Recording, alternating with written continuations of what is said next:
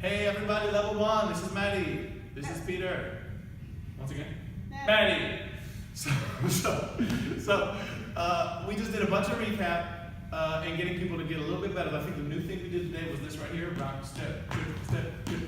And we had people practice just going like, woo, woo, woo. Just practice that spin a couple times, get the feel, get the boings in there. And we just asked everyone to just fight for that footwork really, really strong and get a little more lead and follow in every little thing. And we had people practice, hey, would you like to dance? Yes, I would like to dance. Awesome, and then you start here and then you dance on a beat and you just do stuff and just practice a whole bunch. Or sometimes I'll be chilling there and the follower might ask me to dance. Hey, do you want to dance? No, just kidding, yes, of course I do. And then we dance and we hang out. And just getting that practice of making a social dance happen, really by the end, the dancing looks so much better. I would really recommend level 1 dancers, try not to stop too often. Do the simple things you know and keep on going, and we will see you guys all at the field trip on Monday.